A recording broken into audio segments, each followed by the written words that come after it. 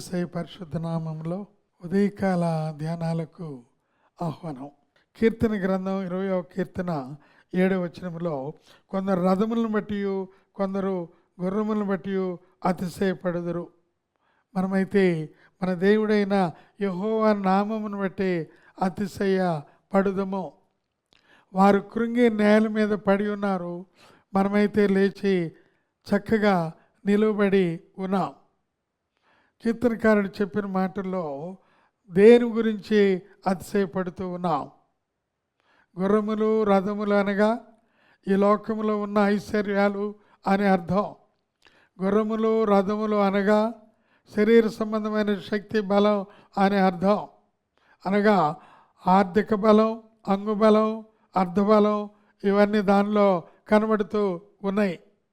అయితే మనం మన దేవుడైన యెహోవా నామమును బట్టి అతిశయపడాలని లూకా శుభవార్త 12వ అధ్యాయంలో 19వ వచనంలో ఒక ధనవంతుడి గురించి చెప్పబడిన మాట చదువుతూ ఉన్నాం.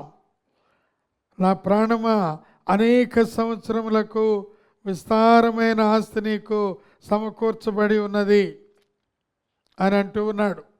ఆ ధనవంతుడు ఆ సంవత్సరం ఆయనకి విస్తారమైన పంట పండింది. తనకున్న గోడౌన్స్ పెద్దగా చేసి వాటన్నిటిలో కూడా నింపి చివరికి తనతో ఈ మాటలు చెప్పుకుంటూ ఉన్నాడు.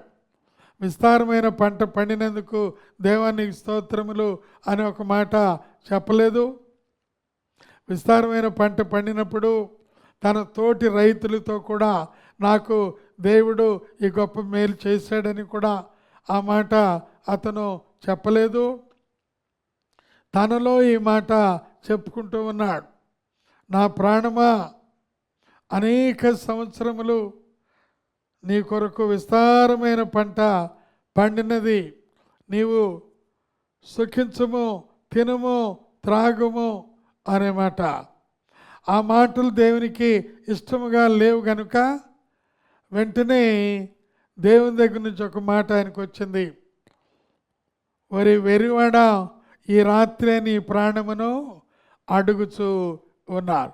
యువతకాలంలో అదొక మంచి గొప్ప హెచ్చరికగా ప్రభు మనకు ఇస్తూ ఉన్నారు. 103వ కీర్తనలో ఇంకొక శ్రేష్టమైన విషయం మనం గమనిస్తున్నాం.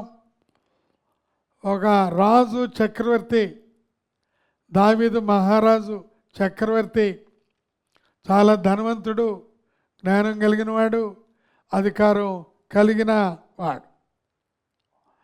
ఆ రాజు చెప్పే మాటలు వింటే అతి శ్రేష్టంగా ఉంటున్నాయి. ఆయన కూడా ప్రాణంతోనే చెప్పుకుంటూ ఉన్నాడు. నా ప్రాణమా, తినుము, త్రాగుము అని అనలేదు. నా ప్రాణమా, యెహోవాను సన్నుతించుము.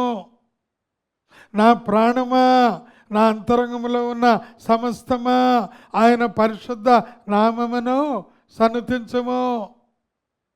నా ప్రాణమా, యెహోవాను సన్నుతించుము. ఇంకో గంభీరమైన మాట ఆయన అన్నాడు. ఆయన చేసిన ఉపకారములలో దేనిని మరువకము అన్నాడు. ఆయన చేసిన ఉపకారములలో దేనిని మరువకము అన్నాడు. దేవుని స్తోత్రం కలుగును గాక. అటువంటి వారు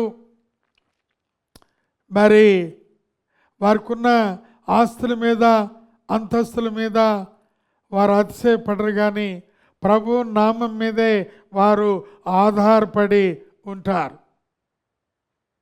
ఉదయకాలం ఒక చిన్న ఉదాహరణతో నేను ముగిస్తూ ఉన్నాను. అమెరికా అధ్యక్షుల్లో ఒక గొప్ప పేరు ప్రఖ్యాతి కలిగిన అధ్యక్షుడు బెంజమిన్ ఫ్రాంక్లిన్ సాధారణమైన స్థితి నుండి ఆ యొక్క అధ్యక్ష హోదాకు ఎదిగిన ఆ గొప్ప అధ్యక్షుడు. ఆయన ప్రతిదినము అనుదినము దేవుని స్తుతించకుండా ఆరాధించకుండా ఆయన ఉండలేడు. ప్రతిదినము వాక్యం చదవకుండా తన ఆఫీసుకు వెళ్ళలేడు. ఆయన దేవునికి తన సమస్తమును అర్పించుకున్నాడు కనుక దేశాన్ని చాలా సుభిక్షంగా ఆయన ముందుకు తీసుకుని రాగలిగి ఉన్నాడు. నీ కుటుంబం సుభిక్షంగా ముందుకు రావాలంటే మొదటిగా నీవు దేవునికి సమర్పించుకోవాలని ప్రభు పేరిట ఆ విషయం మనం కోరుతూ ఉన్నాం. ప్రియులరా, ఈ విషయంలో మనం ఆలోచించినట్లయితే ఇంకా మరి అసంఖ్యాకముగా ఉండిన వారు, దేవుని మీద ఆధారపడిన వారు, యెహోవాను ఆశ్రయించువాడు ధన్యుడు అనే విషయాలు దేవుని యొక్క వాక్యంలో మనం గమనిస్తూ ఉన్నాం.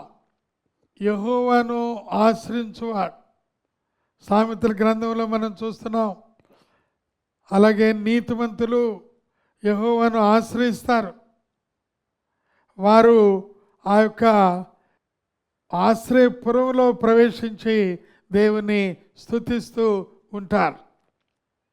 నీతిమంతులు దేవునిలో ఉంటారు అని, నీతిమంతులు వారు చిగురు పెట్టుచూ ఉంటారని, వారు సారము కలిగి పచ్చగా ఉంటారు అని దేవుని యొక్క వాక్యాల్లో మనం గమనిస్తూ ఉన్నాం.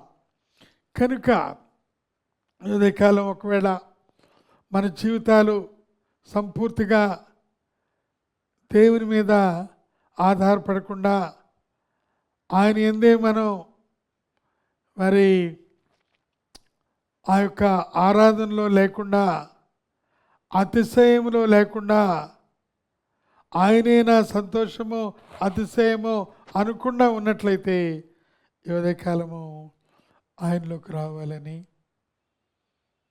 ప్రభు పేరిట ఈ కొద్ది మాటలు నేను మీకు అందిస్తూ ముగిస్తూ ఉన్నాను. దేవుడు దీవించి ఆస్వాదించును గాక. పరిశుద్ధుడా, ప్రేమగల పరలోకపు తండ్రి, నీకే స్తుతులు స్తోత్రములు వందనాలు నాయనా. కొందరు రథములను బట్టి, కొందరు గుర్రములను బట్టి అతిశయపడుదురు. మనమైతే మన దేవుడైన యెహోవా నామమును బట్టి అతిశయపడుదాం. ఆయన నీతిమంతులు ఆ యొక్క దుర్గములో ప్రవేశించి వారు ఎలా రక్షించబడుతూ ఉన్నారో మా జీవితంలో కూడా నీ మీద ఎల్లప్పుడూ ఆధారపడేవారుగా చేయమని యేసయ్య పరిశుద్ధ నామంలో అడిగి ఉన్నాం మా తండ్రి, ఆమేన్. పరిశుద్ధుడైన యేసుక్రీస్తు కృప, తండ్రి అయిన దేవుని ప్రేమ, పరిశుద్ధాత్మ దేవుని అన్యోన్య సహాయం మనందరికి కూడా తోడై ఉండి నడిపించును గాక. ఆమేన్, ఆమేన్.